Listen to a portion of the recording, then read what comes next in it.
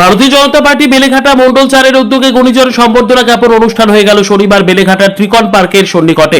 অনুষ্ঠানে প্রধান উদ্যোক্তা মন্ডল সদস্য রীতা দেবনাথ সমাজে বিভিন্ন ক্ষেত্রে নিজস্ব কর্মদক্ষতা, নিষ্ঠা ও অবদানের মাধ্যমে যারা সমাজকে সমৃদ্ধ করেছেন সেই সব গুণীজনদের প্রতি শ্রদ্ধা নিবেদন ও সম্মান প্রদর্শন করাই ছিল অনুষ্ঠানের একমাত্র লক্ষ্য।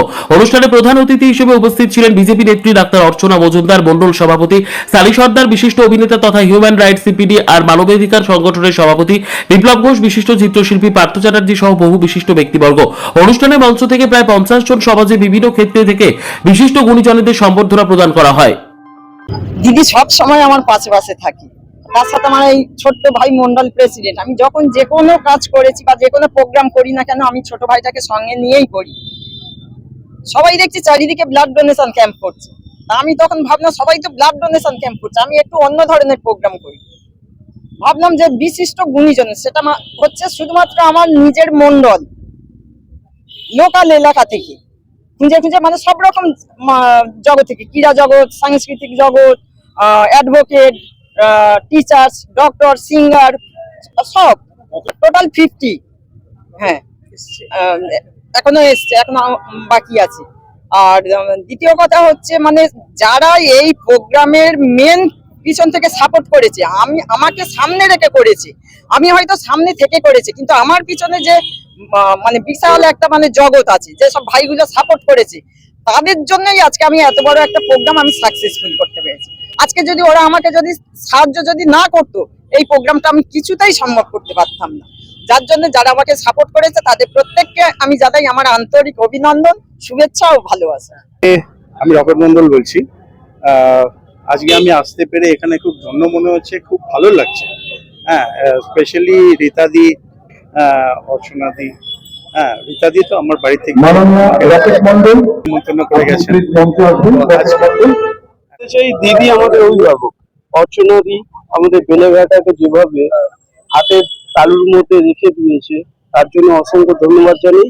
আর আমাদের রীতা দেবনাথ, যিনি দিদি প্রাক্তন সভা নেত্রী ছিলেন আমাদের 33 এবং 57 নম্বরে, ওনার আজকের যে একটা ছোট্ট প্রয়াস, যে এত বিরাট আকারে নেবে, যে আজকের যারা এসেছেন গুণীজন ব্যক্তি, শুধু গুণীজন ব্যক্তি না, ওনারা হলেন আমাদের প্রেরণা যোগামৃত।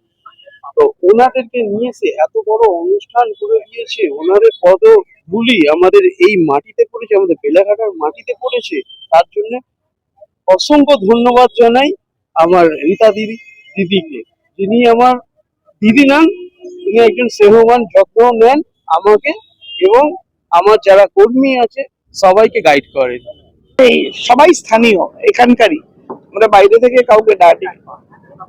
যে মানুষগুলো, যেমন একটি মেয়ে ফুটবলার, সে ফুটবলার হিসেবে যথেষ্ট তার অবদান আছে এবং সাকসেসফুল কিছু হলো, সে চাকরিটাও পায়নি। কোথায় তাকে বলা হয়েছে, দেওয়া মানে ঘোষণা করা হয়েছে, তার জীবন যৌবন থেকে চাকরির বয়স পেরিয়ে গেছে, চাকরিটা পাইনি। এইভাবে প্রত্যেকেই কম বেশি কোনো না কোনো জায়গায় প্রতারিত হয়েছে, বঞ্চিত হয়েছে।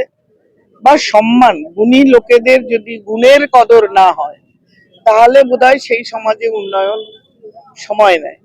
তো এই রাজ্যে আগে যে প্রশাসকরা ছিল, তাদের যারা আত্মীয় স্বজন, বন্ধু বান্ধব, পরিচিত, বা কেউ টাকা পয়সা দিয়ে কোনোভাবে কাটমানি সিন্ডিকেট করেছে, তারা যোগ্য না হলেও তারা বড় জায়গায় চলে গেছে।